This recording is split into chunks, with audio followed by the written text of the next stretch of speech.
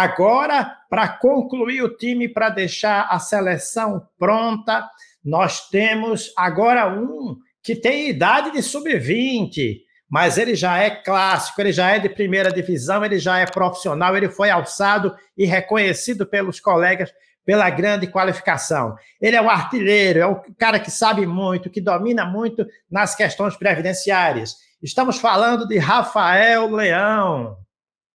Rafael Leão é graduando em Direito pela Universidade Federal de Pernambuco e é diretor da APREV, Associação dos Advogados Previdenciários de Pernambuco.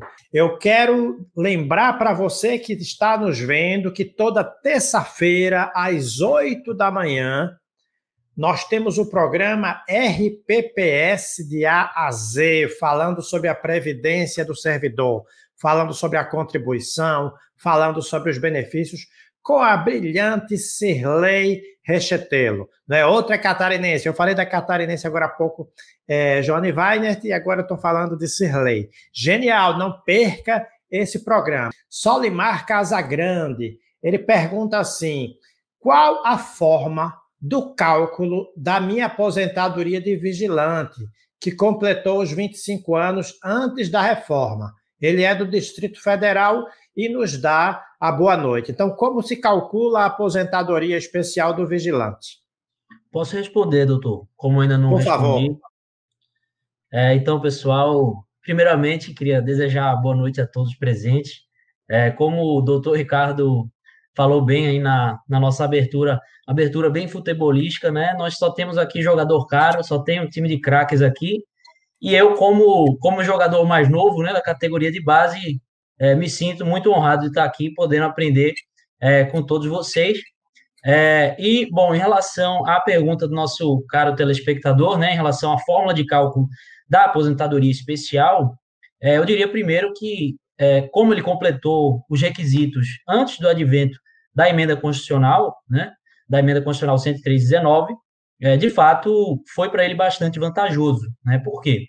O cálculo da aposentadoria especial, ele se dava de acordo com o dispositivo da Lei 8.213, né? Aqui, o Solimar Casagrande, está aparecendo a pergunta dele aqui embaixo, qual a fórmula de cálculo da aposentadoria do vigilante que completou os 25 anos antes de reformar. Solimar do Distrito Federal, grato, boa noite. Bom, então, basicamente, a pergunta dele é para aquele segurado que conseguiu a aposentadoria especial antes da reforma da Previdência, né? Primeiramente, é necessário destacar que há o direito adquirido, então, independentemente de se ter requerido antes ou após a reforma, havendo direito à aposentadoria especial antes da reforma da Previdência, as regras de cálculo anteriores se mantêm, né?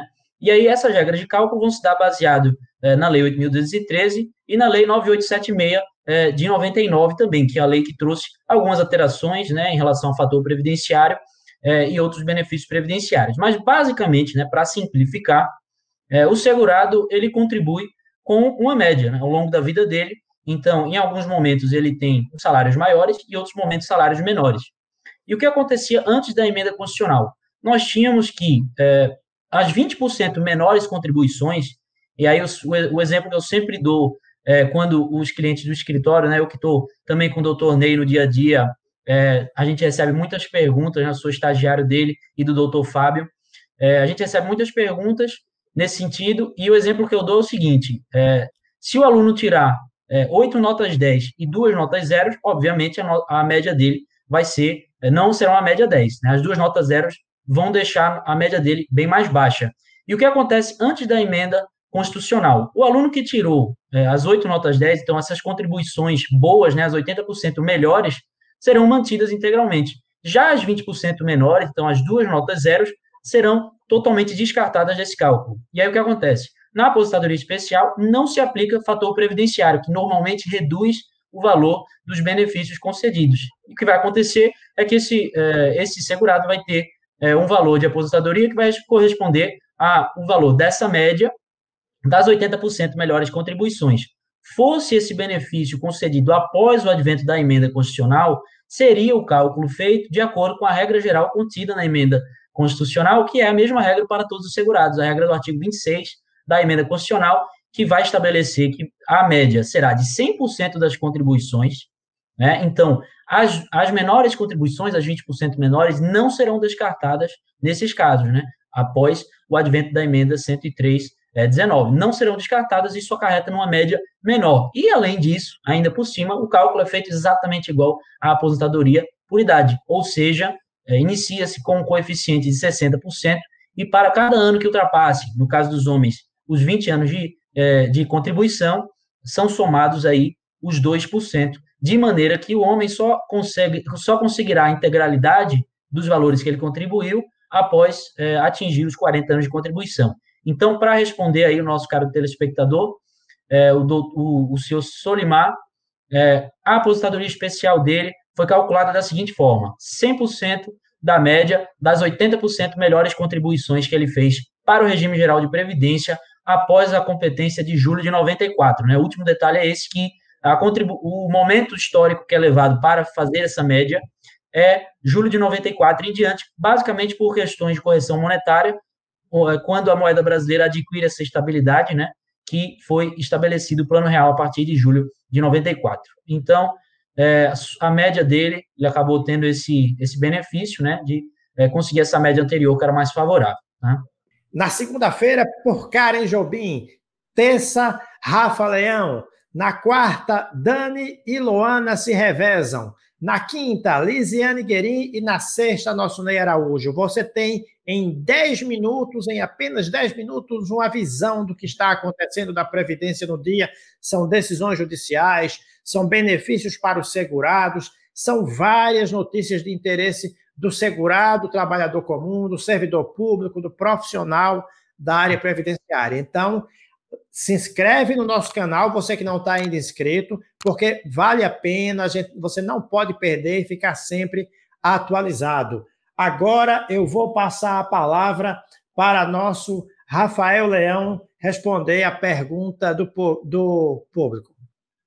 Então, doutor Ricardo, antes da gente voltar para nossas perguntas aqui, somente uma complementação nessa última pergunta ao doutor Ney, onde foi perguntada dessa questão do enquadramento do vigilante. Né? Em alguns locais existe o entendimento do enquadramento do vigilante na segunda instância do INSS, que costuma-se dizer que é o Conselho de Recursos da Previdência Social. Existe o enunciado 14 que possibilita, e o que eu queria trazer é que a TNU foi bem recente isso, e eu trouxe isso num dos vídeos do nosso Previdência Hoje em 10 Minutos, está lá disponível no YouTube, o tema 282 da TNU, que foi afetado e vai julgar a possibilidade do enquadramento do vigilante também. Então, acho importante a gente trazer aí para o nosso espectador, que, coincidentemente, foi um vídeo nosso lá das nossas terça-feiras, como o doutor Ricardo falou, estamos sempre no nosso programa Previdência Hoje em 10 Minutos. Então, vamos agora às nossas perguntas aqui. Um dos nossos espectadores deixou a seguinte pergunta, também muito relacionada a esse tema dos vigilantes, né? Ele perguntou, era o Jorge, eu tenho aqui a pergunta dele, só um minuto, viu, que a gente estava com as mensagens aqui do grupo, acabou que foi arrastado aqui para baixo, mas o Jorge, ele trouxe uma pergunta em relação ao agravo interno que houve no processo dele, em relação a essa questão do tema 1031, né? Só um minutinho que eu vou achar aqui a pergunta dele. Acabou tendo algumas perguntas no chat. Você pode ficar com aquela sua pergunta, que depois eu vou ler as perguntas do público. Não se preocupe, não. Pode pegar aquela que foi feita a você. Certo. Bom, o Jorge, ele tinha perguntado o seguinte, porque eu estava aqui com ela separada já, mas o Jorge, ele tinha perguntado, basicamente, um processo dele sobre esse tema do tema 1031, houve um sobrestamento, e esse sobrestamento acabou sendo definido, né, após a publicação do acórdão no tema 1031, nós tivemos essa decisão que iria, em tese, retirar esse sobrestamento, né? O relator desse processo na segunda instância retiraria o sobrestamento. E aí o Jorge está explicando que houve um agravo interno nesse processo dele.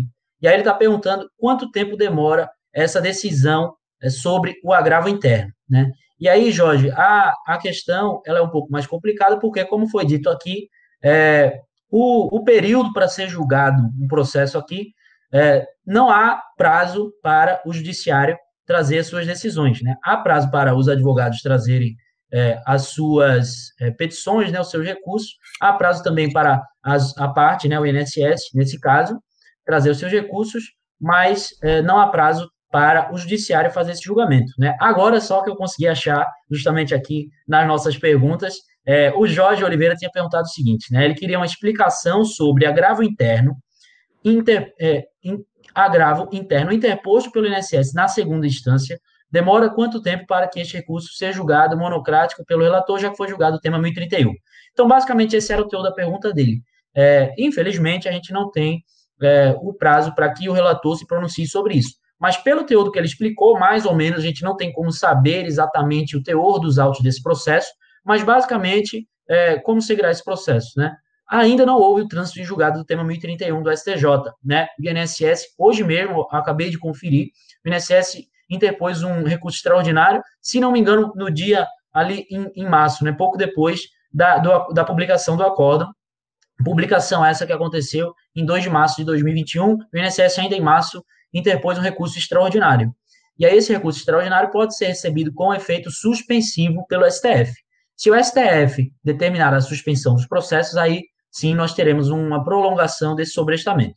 Mas, de qualquer maneira, a princípio, se houver esse trânsito em julgado do tema 1031, o processo dele será julgado, esse agravo interno será julgado pela turma e provavelmente a turma determinará o sobrestamento novamente desse tema para o julgamento pelo STF, né? Se não houver esse trânsito em julgado no momento, e a probabilidade, eu acho mais provável que o STF acaba acatando essa repercussão geral, por conta da questão de algumas questões constitucionais envolvidas, né, como o equilíbrio atuarial, né, a prévia fonte de custeio, enfim, isso já foi afetado em outros recursos similares, como, por exemplo, a revisão da vida toda, e há uma probabilidade, sim, que isso seja afetado pelo STF.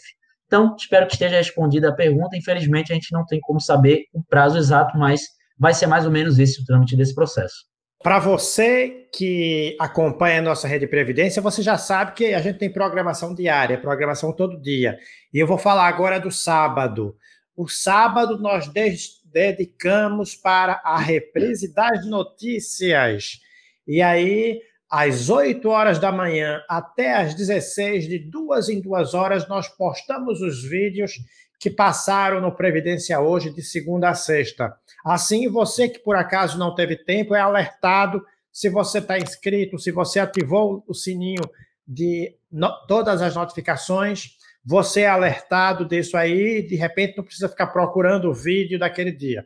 E você pode usar a quarta para se manter atualizado, o sábado, perdão, para se manter atualizado, para não perder nenhuma notícia. Com a palavra, Rafael Leão. Então, doutor Ricardo, as minhas 2 últimas perguntas vieram em uma ótima hora, né? Porque, de fato, as perguntas têm muita relação com o planejamento previdenciário que vocês mencionaram, né? São basicamente regras acerca da aposentadoria, das regras que o segurado pode entrar em relação à aposentadoria. Então, separadas aqui as perguntas, nós temos o Gilvan Martins, que perguntou o seguinte: se a pessoa tiver 30 anos de contribuição com agente nocivo, mais 1 ano de contribuição comum, tendo 55 anos de idade hoje, poderá se aposentar com a regra dos 86 pontos, sem o fator previdenciário, mesmo sendo após a reforma da Previdência de 12 de novembro de 2019?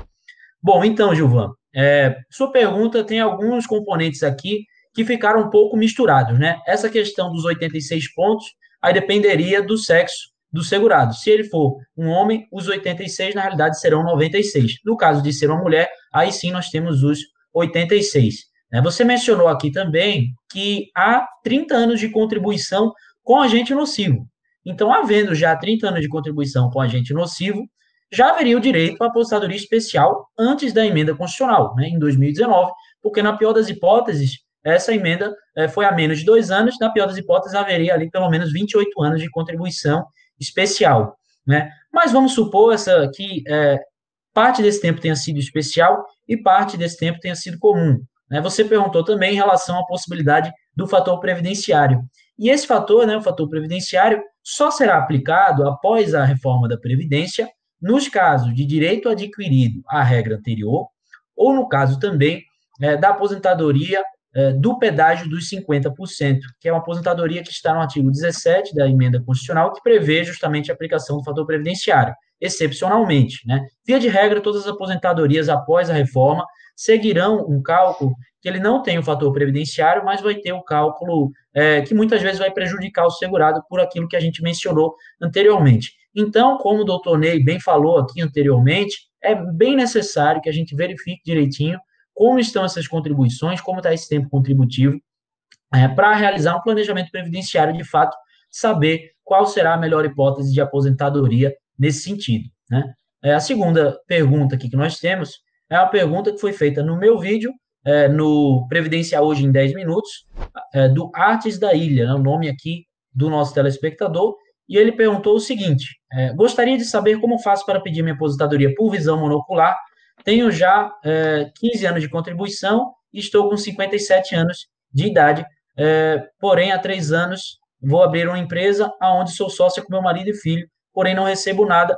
Bom, basicamente aqui, essa questão da aposentadoria da pessoa com deficiência, em se tratando de uma mulher, né, que pelo nome aqui não tinha ficado muito claro se era uma mulher ou um homem, mas agora eu estou vendo no restante da pergunta, ela mencionou a questão do marido, então creio que se trata de uma mulher. Na regra da pessoa com deficiência, é uma regra que a Constituição Federal faz a menção à Lei 142, né, Lei Complementar 142 de 2013, que vai trazer as regras de aposentadoria da pessoa com deficiência. E nessas regras, a mulher vai precisar de 55 anos de idade e 15 de contribuição. A princípio, possivelmente, havendo a prova, né, inequívoca desses anos de contribuição, seria possível essa aposentadoria da pessoa com deficiência. Importante ressaltar, diferentemente da aposentadoria especial, do tema 709, né, do STF, que possibilitou, impôs, na realidade, a impossibilidade de permanecer no labor aquele que tenha se aposentado na aposentadoria especial. Diferentemente, na aposentadoria da pessoa com deficiência, não existe essa vedação expressa. A pessoa com deficiência pode permanecer laborando, então não haveria esse problema da permanência no labor, caso houvesse essa aposentadoria da pessoa com deficiência, que nesse caso, sendo comprovados esses requisitos, seria possível. E aí você pergunta, como que se faz para pedir essa aposentadoria? Bom, inicialmente, esse pedido é feito através do portal do meu INSS, pode ser feito esse agendamento, com um advogado ou sem um advogado, e havendo o indeferimento do INSS, também podem ser tomadas medidas cabíveis com recurso administrativo ou até a busca pelo judiciário. E aí, nessa última opção, no judiciário, sim, será necessário um advogado previdenciarista. Então, espero que estejam respondidas essas perguntas. Pessoal, muito obrigado pela presença de todos. Faço das palavras do Dr. Ney as minhas, né? Em primeiro lugar, essa audiência nossa maravilhosa, só temos a agradecer. Infelizmente, não podemos julgar, né, nenhum desses temas. Se fosse possível agilizar isso de alguma maneira, nós faríamos, né? Nós percebemos aí a ansiedade de todos em relação ao tema do STF, do STJ, alguns desabafos também, mas como o doutor Ney falou, sempre vocês em primeiro lugar, nossa audiência, e queria trazer um agradecimento especial também a Ícaro, que cuida aqui da parte técnica do canal também. Para ele não deve ser fácil, tanto de pergunta que a gente faz para ele em relação ao Previdência Hoje em 10 Minutos. E queria agradecer aos demais presentes também, ilustres, né, nossos jogadores caros, com quem tenho aprendido bastante também no dia a dia. Então, para mim, é uma honra, né, como estudante, de estar aqui aprendendo com vocês, que são minhas referências profissionais para o futuro. Então, acredito que estamos muito bem representados aqui no Rede Previdência, com excelentes profissionais, e todo dia nós temos vídeos aqui. Então, podem ficar ligados no canal, que sempre vamos ter muito bom conteúdo e sempre pensando em vocês, espectadores do nosso canal Rede Previdência. Muito obrigado a todos e uma boa noite.